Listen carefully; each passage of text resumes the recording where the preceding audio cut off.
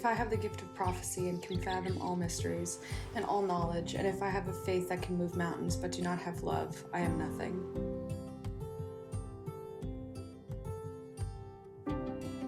My dearest Alyssa, if we go by the words of St. Paul, we would have to conclude that, when we met, I was not even nothing. I certainly had no gift of prophecy. The closest I ever came was reading about Abunakrolus' miracles. My knowledge was incredibly flawed, distorted by arrogance, ego, and poor tones, and I was far from having the proper faith. Move mountains I could never, let alone make myself happy in those days, November of 2018, when you found me. But when you did find me and decided to take me in, shelter me in your immeasurable, inevitable love, you started to make me into something from that very moment. Your love began its glorious work of healing me from years of lost identity, lost love of even myself. Your powerful love acted as an unstoppable force that transformed me from a shell of my former self, a corpse truly back to life, fuller and more complete than I had ever thought was possible. You see, I was not brought back to who I was, but rather when you grabbed me by the hand and loved me so forcefully, your affections propelled my character, quality, nature, and worth to highs that only God and you knew I was capable of.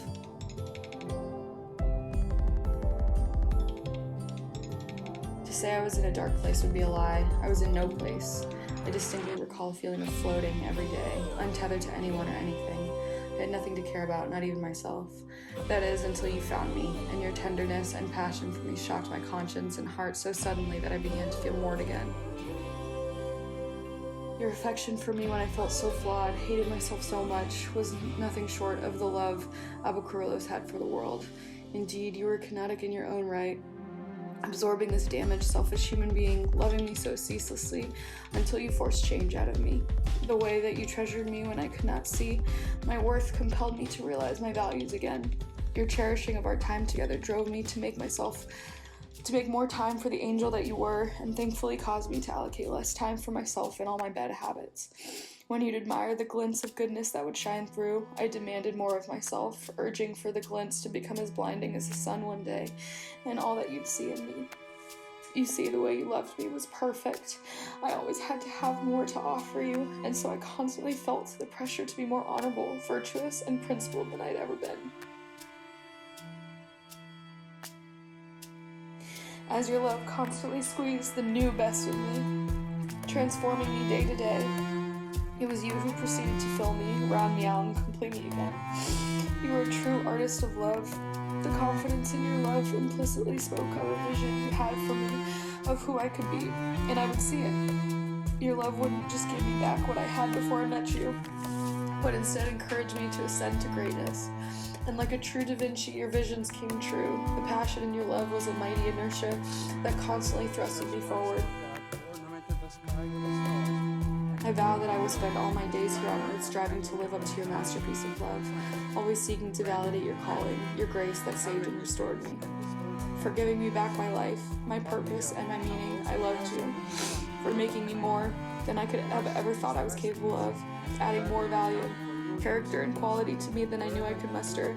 I am gladdened to say that I will happily die as an individual on this day and be part of you and you a part of me for the rest of our days. A man was never so glad to lose his life and be reborn again as I am today.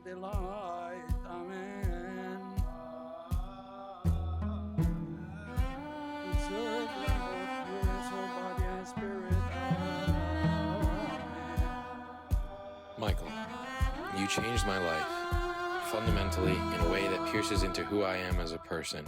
Your vulnerability and incessant honesty demand introspection, and your insistence to know me, to really know me, has forced me into the depths of my mind and heart that I didn't think existed.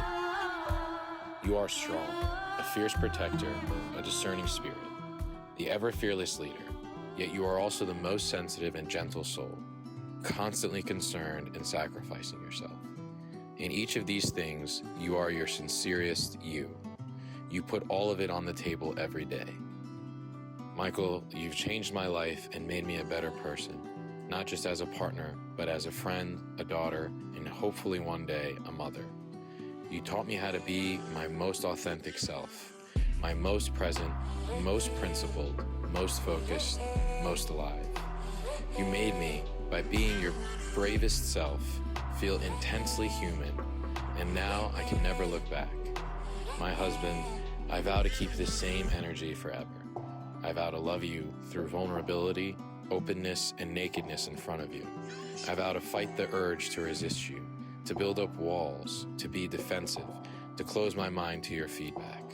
I vow to stop using your tone as an excuse for my own insecurities. I vow to respect you and honor you, to be thoughtful about you in ways even you weren't considering, or at least I'll try. Nothing is impossible, right? I vow to win the submission competition. I vow to trust you in everything, to be responsible with you and for you. I vow to keep our love a covenant, especially when it's really, really hard. Michael, I am so imperfect. From the moment of our first coffee, you know I was reckless, restless, and insatiable. I have an uncanny way of frustrating the shit out of you and making your hair turn gray, the way I'm sure no one else does. But today starts a new chapter, a fresh start. We can be whatever we want to be now. Today and forever, I am your wife, your best friend, your partner in everything, your joint decision maker, your shoulder to lean on. Today we are one, and I vow to fight to bloodshed to give you my ribbon every day for the rest of our lives.